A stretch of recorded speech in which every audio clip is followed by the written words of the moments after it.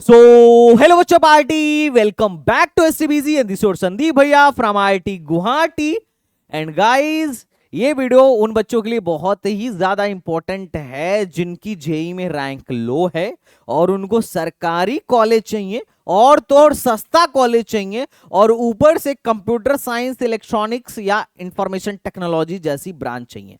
अगर आप इस टाइप की, मतलब जो आपकी भी डिमांड यही है जो मैं बोल रहा हूं, तो ये वीडियो आपके लिए बहुत ही ज्यादा हेल्पफुल होने वाली है। और साथ ही साथ अगर आप एमपीडीटी में बैठने वाले हो और आपको पूरा ए टू जेड एक सिंगल वीडियो में समझना है कि भाई एमपीडीटी में काउंसलिंग का प्रोसीजर क्या है, किस तरीके से हम अपने रैंक को बेस्ट वे में यूटिलाइज कर सकते हैं एमपीडीटी काउंसलिंग में, तो वेलकम है इस वीडियो में। तो चलो बच्चा पार्टी शुरू करते हैं।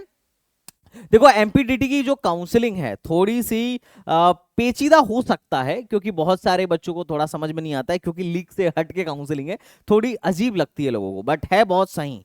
जिसको काउंसलिंग समझ में आ रही है वो बहुत लो रैंक पर भी बहुत अच्छा कॉलेज पाएगा, टेंशन मत लो। अगर मैं एलिजिबिलिटी क्राइटेरिया की बात करूं कि एलिजिबिलिटी क्राइटेरिया क्या है इस काउंसलिंग की, तो भाई eligibility criteria is a quite simple.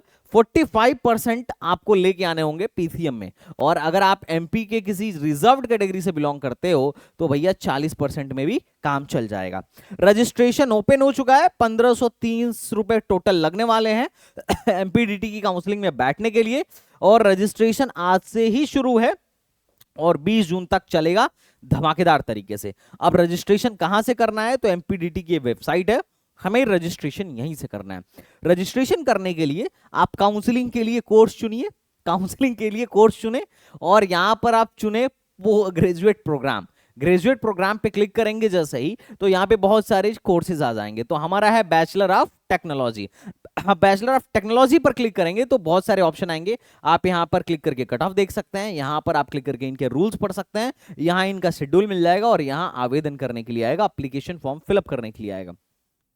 मैं काउंसलिंग के लिए आवेदन कर दिया। थोड़ी इनकी वेबसाइट लग रहा है ढीली है या स्लो है, एनीवेज आप भी काउंसलिंग के लिए ऐसे ही आवेदन करेंगे।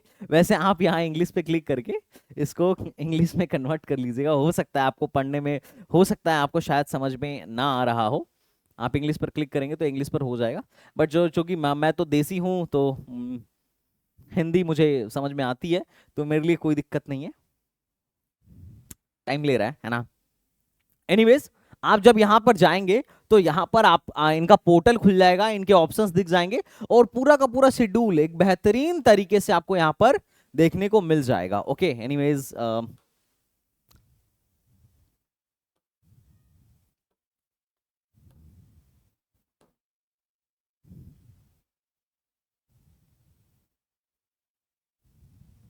ठीक है, देखिए खुल गया। पहले तो अभी पहले राउंड का रजिस्ट्रेशन चल रहा है। अच्छी बात है कि राउंड 1 में भी रजिस्ट्रेशन का मौका मिलेगा, राउंड 2 में भी मिलेगा, राउंड 3 में भी, मतलब राउंड 3 तो खैर इनके यहाँ होता नहीं है, उसमें भी सीएलसी राउंड में भी मिलेगा, और जितने भी कॉलेज लेवल काउंसलिंग होंगे सब में मिलेगा। तो देखो, सबसे पहले रजिस्ट्रेशन करने का टाइम इन्होंने दिया है, तो ये 27 मई से 20 जून तक करिए। तो रजिस्ट्रेशन करने के लिए हम इस पर क्लिक करेंगे। अब आता है कि भाई लॉग इन और चॉइस फिलिंग। जब रजिस्ट्रेशन हो जाएगा तो हम चॉइस फिलिंग भी करेंगे, और चॉइस फिलिंग जो है हम 24 जून तक कर सकते हैं। 7 जून से चॉइस फिलिंग स्टार्ट होगी। जब चॉइस फिलिंग स्टार्ट होगी, अगर तुम्हें चॉइस फिलिंग पर एक सटीक वीडियो चाहिए तो बताना, एकदम वीडियो बहुत शानदार तरीके से बनाऊंगा। तो यहां पर मैं अभी अपकमिंग दिखा रहा है, बाद में वो हो जाएगा। अब रजिस्ट्रेशन एडिट करने का भी टाइम मिलेगा। अगर आप रजिस्ट्रेशन में कोई गड़बड़ी कर देते हो तो रजिस्ट्रेशन भी एडिट कर सकते हो 21 जून से 22 जून के बीच में। उसके अलावा चॉइस फिलिंग भी री एडिट करने का ऑप्शन मिलेगा। अगर आपने सही चॉइस नहीं अपलोड की है तो भी आप क्या कर सकते हो, यहां से 23 से 24 जून के बीच में चॉइस फिलिंग एडिट कर सकते हो। उसके बाद मेरिट लिस्ट बनेगी, मेरिट लिस्ट जो है यहां पर आ जाएगी, क्लिक करके मैं दिखा दूंगा, उस टाइम पर फिर से मैं एक वीडियो बना दूंगा। तो कॉमन मेरिट लिस्ट आने वाली है, तो इस तरीके से उसके बाद जब सीट अलॉट होगा तो यहां पे आपका सीट अलॉटमेंट लेटर हो जाएगा, और फिर अपग्रेड का टाइम आएगा।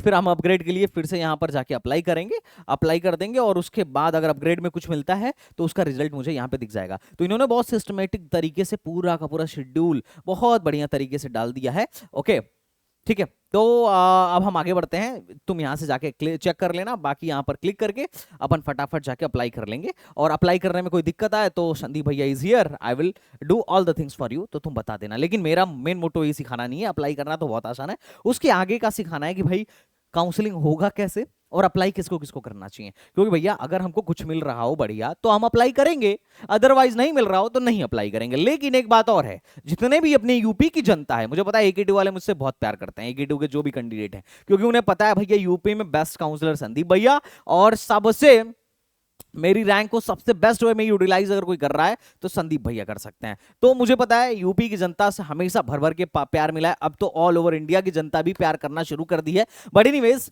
मैं तुम लोग को एक सजेशन देना चाहूंगा कि मेरी वीडियो को तुम लोग लास्ट तक देखो, क्योंकि कुछ कॉलेजेस ऐसे होंगे जो यहाँ पर आरईसी से बढ़िया हैं, उनसे सस्ते भी हैं और उनसे लो रैंक तक एडमिशन देते हैं, तो तुम लोग थोड़ा इधर भी शिफ्ट हो सकते हो अगर तुम चाहो तो। बाकी मैं बताता चलूंगा, कंपेयर करता चलूंगा। एनीवेज देखो यहाँ पे कितने राउंड्स होते हैं पहले समझो। अभी राउंड 1 होगा, फिर राउंड 2 होगा, और उसके बाद इंटरनल ब्रांच चेंज होगा। 3 मेजर राउंड्स हैं, राउंड 1, और राउंड 1 में सबसे ज्यादा फायदा होगा। उसके बाद राउंड 2 में कभी कभी फायदा होगा भी, कभी कभी नहीं भी हो सकता है। और उसके बाद इंटरनल ब्रांच चेंज तो दोनों के लिए है, राउंड 1 के बच्चे के लिए भी है और राउंड 2 के बच्चे के लिए भी है, वो सबका हो जाता है। उसके बाद जो सीटें बचती हैं इंटरनल ब्रांच चेंज के बाद, वो सारे कॉलेज लेवल काउंसलिंग के थ्रू भरे जाते हैं। और इस बार कॉलेज लेवल काउंसलिंग 3 होने वाली है, और तीनों का डेट ये लोग पहले दे देते हैं।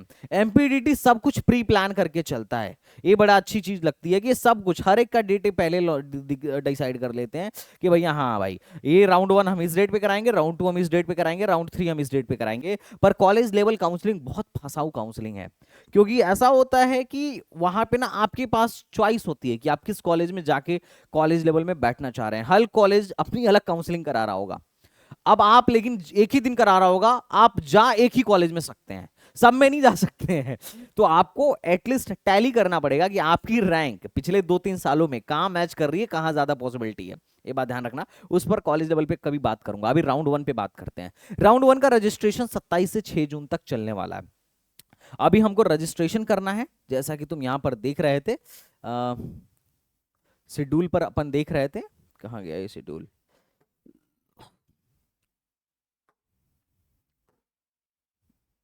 शेड्यूल पर देख रहे थे यहाँ पे, तुमने देखा ही होगा कि पहले रजिस्ट्रेशन करना है 27 मई से लेके हम 20 जून से पहले पहले यहाँ पे रजिस्ट्रेशन इनका निपटा देंगे, और उसके बाद चॉइस फिलिंग हम 7 जून से स्टार्ट कर लेंगे।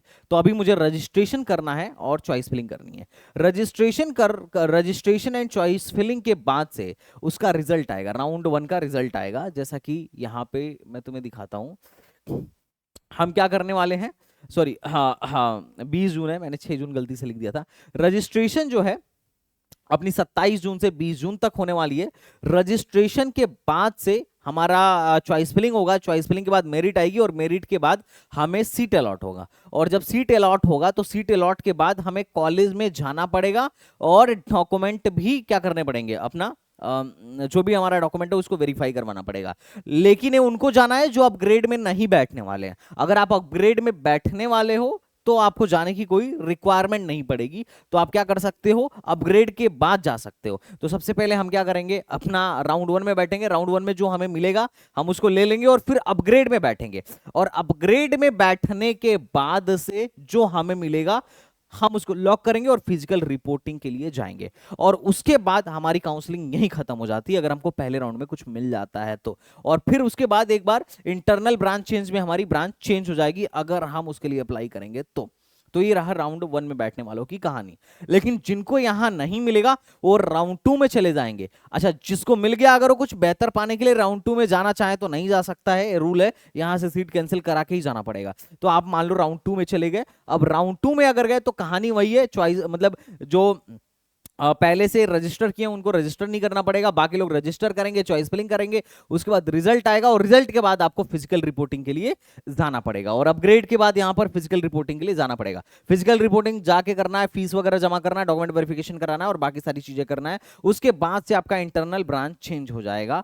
इंटरनल ब्रांच चेंज की रिजल्ट 31 तारीख को आनी है। इसके बाद जितनी भी सीटें बचेंगी वो कॉलेज लेवल काउंसलिंग, एक तरीके से स्पॉट काउंसलिंग है, स्पॉट काउंसलिंग के थ्रू भरी जाएंगी, और इस साल 3 कॉलेज लेवल काउंसलिंग होने वाला है इस डेट पर, और तीनों कॉलेज लेवल काउंसलिंग में न्यू रजिस्ट्रेशन अलाउड है। जेईई मेन के अलावा आप बोर्ड के हिसाब, बोर्ड के 12th के मार्क्स पर भी अप्लाई कर सकते हो। 27 मई से लेके 12 जुलाई तक बोर्ड के मार्क्स से एप्लीकेशन फिलअप होने वाले हैं, तो आप यहां पर भी फिल कर सकते हो। मेजरली जेईई मेन को प्रेफर करेंगे, उसके बाद बाद बोर्ड को भी प्रिफर कर सकते हैं। अब बात करते हैं भैया एमपीडीटी काउंसलिंग के बारे में। तो अगर आपको एमपीडीटी के बारे में ज्यादा आइडिया नहीं है और आप चाहते हो कि भैया आप एमपीडीटी की मेरी काउंसलिंग कर दो और मेरे रैंक को बेस्ट वे में यूटिलाइज करो, तो तुम काउंसलिंग प्रोग्राम जरूर ज्वाइन कर लेना। और इस समय 15% का डिस्काउंट चल रहा है एसटीबीजी पर। 1.5 लाख सब्सक्राइबर कंप्लीट होने की खुशी में 15% का मोस्ट ऑफ द कोर्सेज में क्या चल रहा है, डिस्काउंट चल रहा है। अब एक बात मैं बता दूं, अभी तुम्हें बहुत इजी लग रहा होगा एमपीडीटी की काउंसलिंग, लेकिन थोड़ी देर और वीडियो देखो and after that you will know कि यस भैया काउंसलिंग प्रोग्राम ही लेने में ज्यादा भलाई है। एनीवेज, अब बात करते हैं कि भैया यहाँ टॉप के कॉलेजेस कौन कौन से हैं और साथ ही यहाँ रिजर्वेशन पॉलिसी क्या है, अदर स्टेट वाले क्या यहाँ एडमिशन ले सकते हैं। तो यस गाइज, देखो जिन बच्चों के पेरेंट्स की इनकम 8 लाख से कम है उनकी ट्यूशन फीस माफ हो जाएगी। टीएफडब्ल्यू स्कीम है यहाँ पर, 5% सीट टीएफडब्ल्यू के अंदर आती है। और बाहर वालों के लिए ऑल इंडिया कोटे से सीटें भरी जाती हैं। 5% रिजर्वेशन है अदर स्टेट वालों के लिए भी, तो वो लोग भी जाके यहाँ एडमिशन ले सकते हैं। एससी के लिए बहुत अच्छा रिजर्वेशन है 16% का, और एक ऐसा स्टेट है जहां पर एसटी का बहुत ही ज्यादा रिजर्वेशन है। एसटी वाले बच्चों को तो आराम से एडमिशन मिल जाएगा, वो है 20%। ओबीसी का रिजर्वेशन कम है, ओबीसी का हर जगह 27 होता है, यहाँ पर मात्र 24 है। आई थिंक इस पर कुछ केस वेस भी चल रहा है। ईडब्ल्यूएस का मात्र 10% का ही रिजर्वेशन है, तो बाकी ईडब्ल्यूएस का तो हर जगह 10% ही रिजर्वेशन है। तो इस रिजर्वेशन पॉलिसी को आप देख सकते हो। अब देखो यार, कई लोग बोलेंगे कि भैया हम अदर स्टेट से हैं और हम, लेकिन हम हैं ओबीसी, तो क्या ओबीसी यहाँ लगेगा, क्या एससी यहाँ लगेगा, क्या एसटी यहाँ लगेगा? तो नहीं। अगर आप ऑल इंडिया कोटे में जा रहे हो तो सिर्फ जनरल कंसीडर किए जाओगे, ऑल इंडिया कोटे पे ही आपको एडमिशन मिलने वाला है। ओके, अब मैं कुछ यहाँ पे कॉलेज तो वैसे बहुत सारे हैं, बहुत सारे प्राइवेट कॉलेज हैं। भोपाल में तो प्राइवेट कॉलेजों का गढ़ है और most of the private college, धीरे धीरे करके बहुत सारे प्राइवेट कॉलेज इधर बंद भी हुए हैं, लेकिन बहुत सारे ऐसे कॉलेज हैं जो ठीक ठाक भी हैं। अब कुछ कुछ ठीक कॉलेजों का मैं नाम पहले बता देता हूँ और फिर हम उनके कट ऑफ्स के बारे में देखेंगे और प्लेसमेंट के बारे में देखेंगे, क्योंकि काउंसलिंग में बैठने से पहले ये सारी चीजें हमें कट एंड क्लियर पता होना चाहिए। अगर मैं यहाँ पर सबसे बेस्ट कॉलेज के बारे में बात करूँ तो वह है एसजीआईटीएस इंदौर। भाई ये जबरदस्त कॉलेज है, इंफ्रास्ट्रक्चर भी अच्छा है, पढ़ाई भी अच्छा होती है और प्लेसमेंट भी ठीक ठाक होता है। उसके बाद नेक्स्ट कॉलेज आता है आईआईटी देव, देवी अहिल्या विश्वविद्यालय, उसी का institute of engineering and technology. मतलब वैसे तो आईआईटी देव मतलब देवी अहिल्या विश्वविद्यालय का कैंपस तो बहुत सुंदर है, लेकिन इनका कैंपस थोड़ा सा अलग है, पास में ही है, लेकिन अभी थोड़ा सा इंफ्रास्ट्रक्चर वाइज मैं तो बहुत ज्यादा सेटिस्फाइड नहीं हूँ, बट ओवरऑल ठीक है। उसके बाद आता है सबसे सस्ता इंजीनियरिंग कॉलेज यहाँ का, हालांकि इससे भी सस्ते हैं पर ये बहुत सस्ता है, 14,000 रुपये पर सेमेस्टर, जेईसी जबलपुर। फिर है अपना एमआईटीएस ग्वालियर, उसके बाद लोग जाते हैं एमआईटीएस ग्वालियर पे, and after that peoples are going for RGPV Bhopal. और अभी एसआईटी आरजीपीबी भी खुला हुआ है, तो लोग यहाँ पर भी जा रहे हैं। तो ये कुछ कॉलेजेस हैं जिसे लोग प्रेफर करते हैं। कुछ लोग यूजीसी उज्जैन और मतलब उज्जैन इंजीनियरिंग कॉलेज और सती विदिशा में भी एडमिशन के लिए जाते हैं, बट ओके ओके है। बाकी नीचे वालों में तो लोग जाते भी नहीं है, बहुत लो रैंक तक, 10-10 लाख रैंक तक एडमिशन होता है। प्राइवेट में वैसे तो बहुत हैं, एलएनसीटी के बहुत सारे कैंपस हैं, पर एलएनसीटी में सिर्फ एक ही ठीक है, एलएनसीटी भोपाल। अब इसका प्लेसमेंट क्या है, क्या हमारे दिल्ली एनसीआर के कॉलेजों से बढ़िया है, इसके बारे में भी मैं इस वीडियो में आपको थोड़ा बहुत ज्ञान देने वाला हूं। अब बात करते हैं पहले नंबर के कॉलेज में कि इसमें कट ऑफ क्या जाती है और एक कॉलेज कैसा है। तो देखो, वैसे तो इसकी कट ऑफ चेंज, मतलब मोस्ट ऑफ द काउंसलिंग की कट ऑफ चेंज होती रहती है, डिपेंड्स ऑन कि भाई कौन पहले हो रहा है, एमपीडीटी पहले हो रही है या जोसा पहले हो रहा है या बाकी सारी चीज़ें पहले हो रही हैं। तो अभी एमपीडीटी पहले हो रहा है, तो एमपीडीटी अभी पहले हो रहा है, तो अपग्रेड में और बाकी में अपग्रेड में और इंटरनल ब्रांच चेंज में बहुत अच्छा खासा फायदा होगा। अब तुम एक बात अपने दिमाग में बैठा लो, जनरली जो जनरल ट्रेंड में देखा हूं कि राउंड 1 के बाद क्या होता है, राउंड अपग्रेड राउंड होता है, ये मैं पहले ही तुम्हें बता चुका हूं, है ना। तो अपग्रेड राउंड में बड़ा लो कट ऑफ जाता है, इनफैक्ट राउंड 2 से भी लो कट ऑफ जाता है। तुम समझ रहे हो, ये है ऑल इंडिया का कट ऑफ, ये है होम स्टेट का कट ऑफ। होम स्टेट में राउंड 1 में 26,000 कट ऑफ गई थी एसजीआईटीएस इंदौर की, और वही अपग्रेड राउंड में ये 40,000 तक पहुंच गई।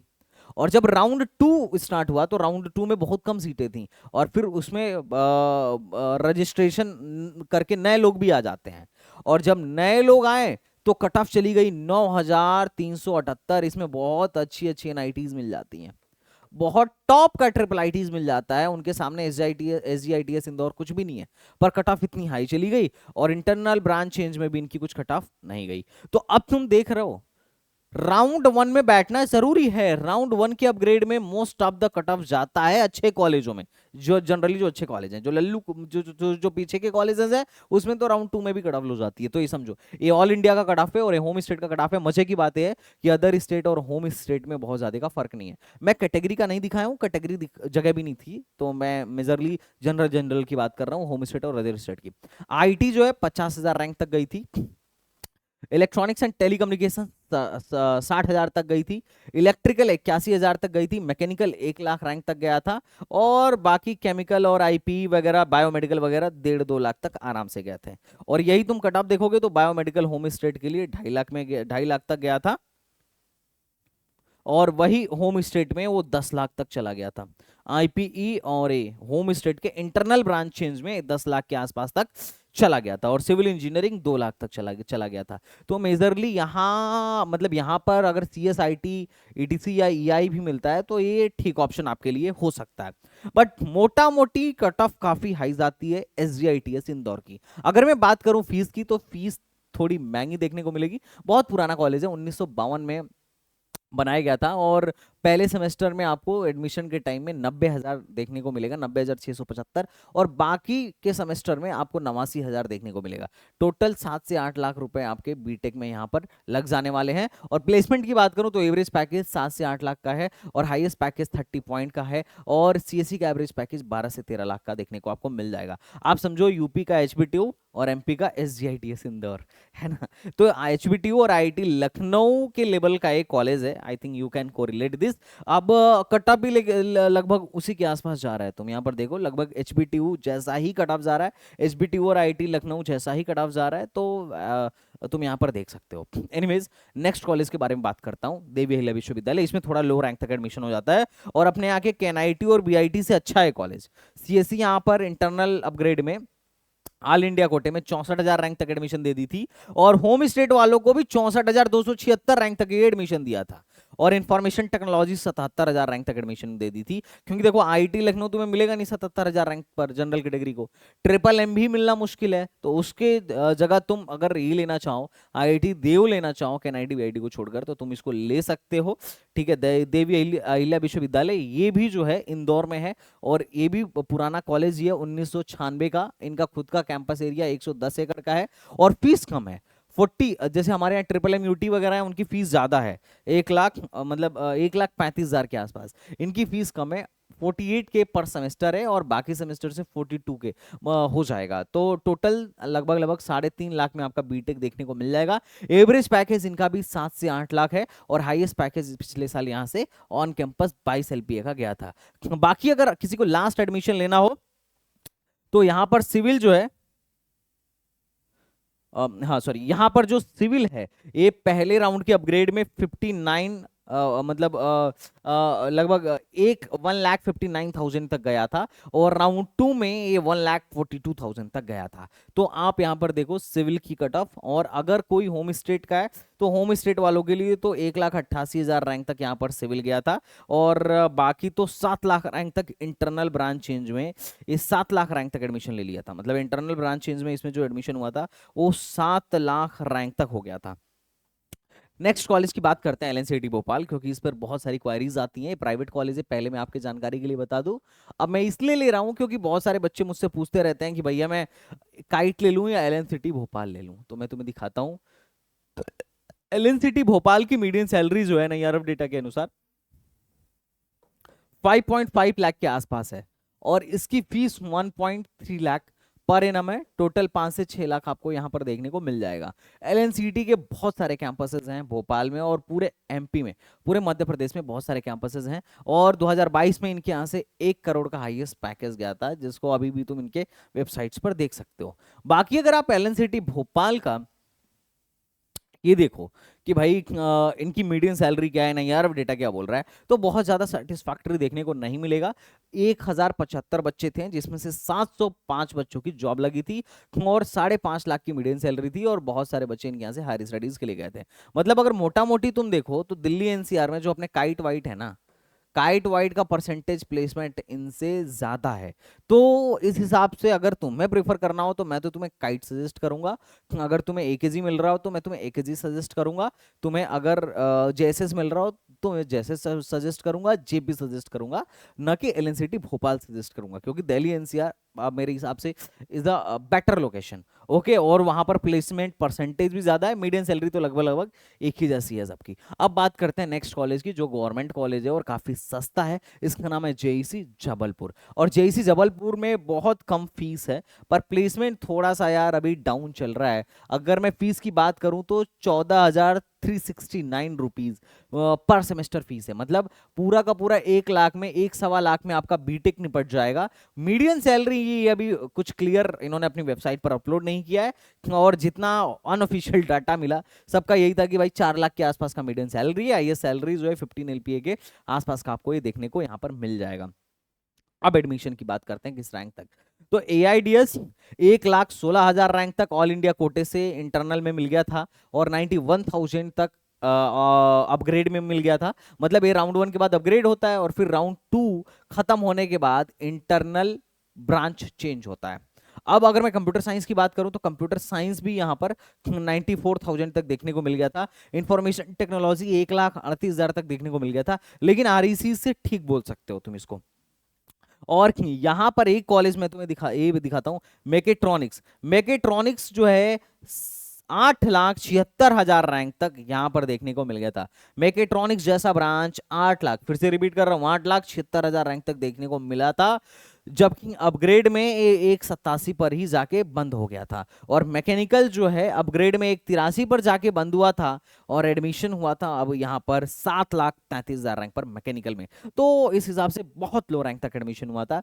और होम स्टेट वालों के लिए तो ये आईपी 11 लाख रैंक पर एडमिशन मिला था। सिविल में 4,61,000 रैंक पर मिला था, और इलेक्ट्रिकल में 2,78,000 रैंक पर मिला था। और यहां पर मैकेनिकल में देखो, होम स्टेट में मैकेट्रॉनिक्स में 6,78,000 ही गया था, और अदर स्टेट के मैकेट्रॉनिक्स के लिए 8 लाख तक एडमिशन हो गया था। वैसे भी अदर स्टेट वाले जनरली ज्यादा इंटरेस्टेड होते नहीं, अगर उनको सीएसआईटी मिला है तो ठीक, अदरवाइज अपने स्टेट को छोड़ के किसी दूसरे स्टेट के स्टेट लेवल के कॉलेज में, आईआईटीज एंड आईटीज के लिए तो सब जाएंगे, ट्रिपल आईटीज अच्छी मिल रही हो तो सब जाएंगे, लेकिन दूसरे स्टेट के कॉलेज में जनरली लोग जाते नहीं है। और यही रीजन है कि मैकेनिकल वैकेनिकल और नीचे के ब्रांचेज में अदर स्टेट की भी कट ऑफ तुम्हें बहुत लो देखने को मिल रही है, क्योंकि इनके बच्चे तो इन्हें चूज कर रहे होंगे। 6,78,000 पे ही बंद हो गया है, और 7 लाख तक मैकेनिकल गया है। बाकी तो बहुत लो रैंक तक एडमिशन हुआ है। बस सीएसआईटी और ईसी में अगर देखोगे तो 1,91,000 रैंक तक यहाँ पर कट ऑफ गई थी,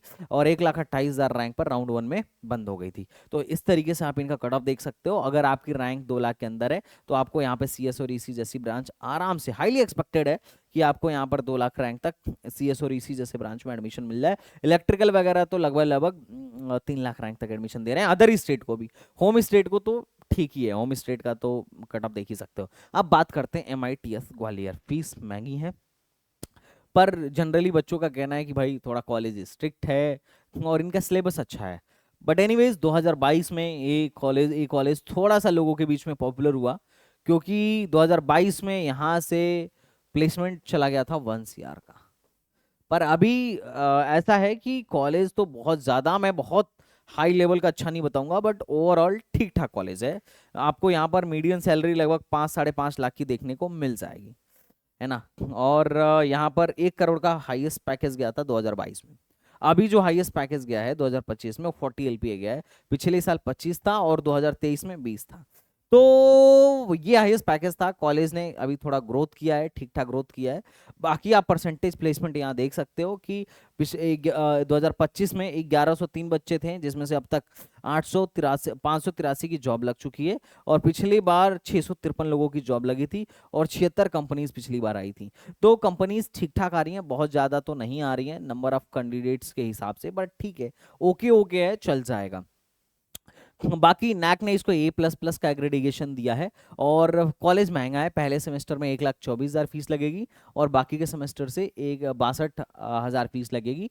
मतलब और फिर नेक्स्ट सेमेस्टर में से आपका 84,000 पर सेमेस्टर फीस लगने लगेगा।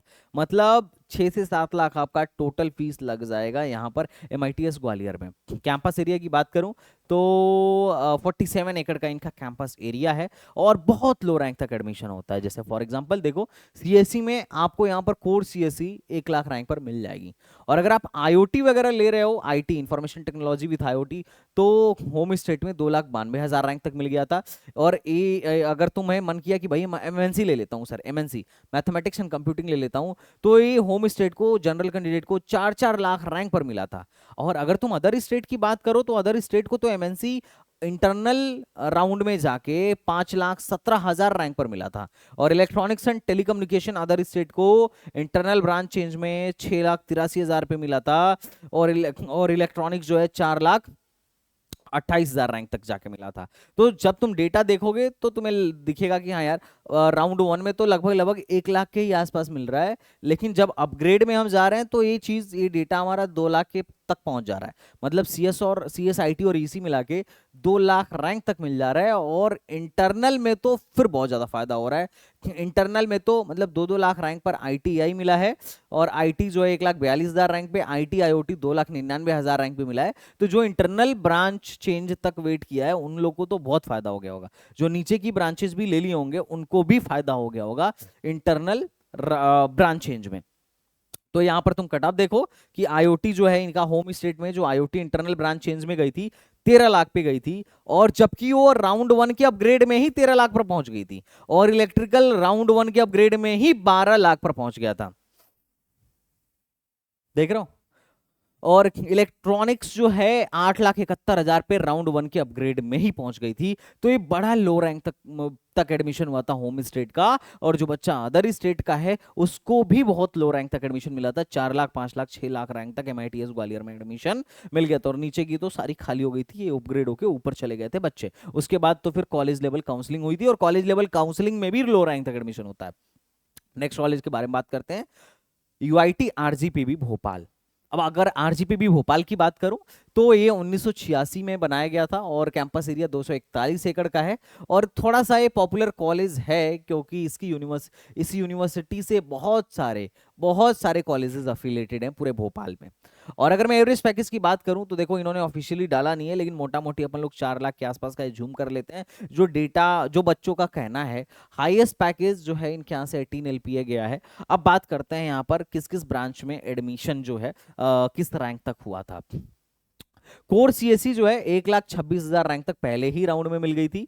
और इलेक्ट्रॉनिक्स जो है 2,53,000 रैंक तक मिल गई थी होम स्टेट को। और ट्रिपल ई जो है 3,26,000 रैंक पे मिल गई थी। और यहाँ पर पेट्रोकेमिकल नाम की एक ब्रांच है, 11 लाख रैंक तक एडमिशन दी थी।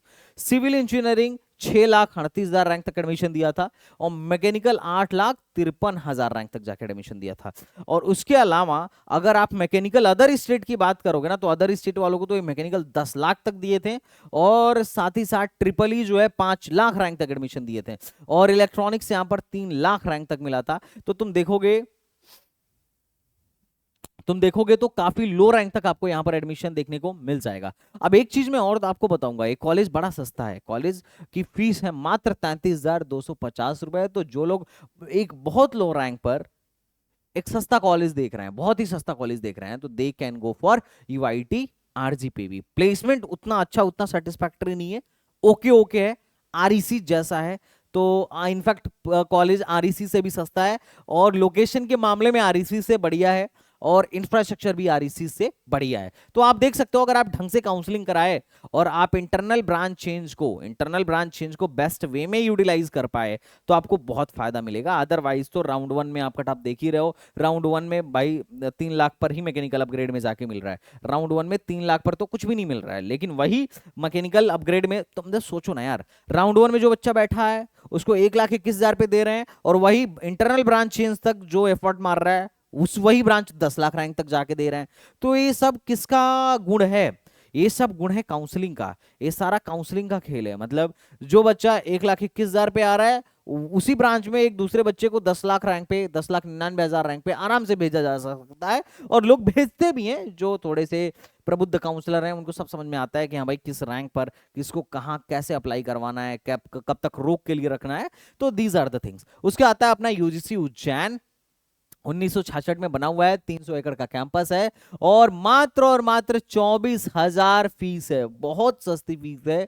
टोटल फीस आपकी यहाँ 1 लाख पड़ने वाली है। एवरेज पैकेज वही 3 से 4 लाख, हाईएस्ट पैकेज जो है 7 से 8 लाख। इंफॉर्मेशन ज्यादा अवेलेबल है नहीं। अब बात करते हैं और यहाँ पर कट ऑफ की, तो सीएससी 1,32,000 रैंक पर राउंड 2 में मिली थी और राउंड 1 के अपग्रेड में 1,33,000 रैंक तक मिली थी। और इलेक्ट्रिकल में अगर मैं बात करूं तो लगभग 2 लाख रैंक तक जाते हैं लोग, मतलब लास्ट ईयर 2 लाख रैंक तक गया था। और केमिकल 5 लाख रैंक तक मिला था और मैकेनिकल 3,27,000 रैंक तक मिला था। और सिविल वगैरह का तो कट ऑफ तुम यहाँ पर देख ही सकते हो। बाकी होम स्टेट में तो भाई 8-8 लाख रैंक तक, 9-9 लाख रैंक तक, मतलब इलेक्ट्रिकल, केमिकल और सिविल जैसी ब्रांचेस आपको इजीली यहाँ पर यूजीसी उज्जैन में देखने को मिल गई थी। अब अगर मैं बात करूं सती विदिशा की, तो सती विदिशा जो है 1960 में स्टैब्लिश हुआ था।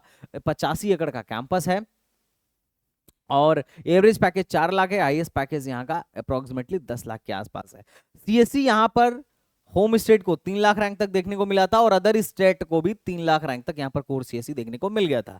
इंफॉर्मेशन टेक्नोलॉजी 7,55,000 रैंक तक देखने को मिला था और सीएससी एआई एंड डीएस जो है 4,66,000 रैंक तक देखने को मिला था लास्ट। बाकी तो यहाँ पर होम स्टेट को तो 10-10 लाख रैंक तक ईसी मिल गई थी और आईओटी वगैरह सीएससी आईओटी 6,88,000 रैंक तक और इंफॉर्मेशन टेक्नोलॉजी 6,86,000 रैंक तक देखने को मिल गई थी। मैकेनिकल सिविल में कोई जाता नहीं है, 12,40,000 पर मैकेनिकल गया था। और फीस के मामले में बहुत ज्यादा पैसा नहीं खर्च करवाने वाले हैं तुम्हारे, तो लगभग 3.5 लाख रुपए में तुम्हारा बीटेक यहाँ से हो जाने वाला है। उसके अलावा वैसे भी बहुत सारे, मतलब एसआईटी है, एसआईटी में अभी 3 ही ब्रांच है और एसआईटी में भी लो रैंक तक एडमिशन हो जाता है। 2,57,000 तक सीएससी विद एआईएमएल और सीएससी विद डेटा साइंस में 2 लाख रैंक तक एडमिशन हुआ था और सीएससी बिजनेस सिस्टम में लगभग 2,19,000 रैंक तक एडमिशन हुआ था अदर स्टेट का। और होम स्टेट में तो 5-5 लाख रैंक तक एडमिशन हो जाता है। तो इतना ज्यादा बहुत टफ चीज नहीं है यहाँ पर एडमिशन लेना। एवरेज पैकेज 3 से 4 लाख के आसपास देखने को मिल जाएगा और इसकी भी फीस कम है, आरजीपीबी यूआईटी आरजीपीबी की तरह 20,000 पर सेमेस्टर है, तो 1.5-2 लाख में आपका एडमिशन हो जाएगा। हाईएस्ट पैकेज यहाँ का 20 एलएलपी गया था। तो कॉलेज ओके ही है, लेकिन फीस के हिसाब से और कट ऑफ के हिसाब से भाई लोग जिनकी बहुत ज्यादा लो रैंक है they are going for that. उसके अलावा और भी कॉलेजेस है जैसे आरईसी रेवा है, पर रेवा वगैरह में लोग जाते कम है। अदर स्टेट वाले तो मतलब देखो मतलब अदर स्टेट वालों को सीएससी इंटरनल चेंज में और ईसी इंटरनल चेंज में 7-7 लाख रैंक तक मिला हुआ है।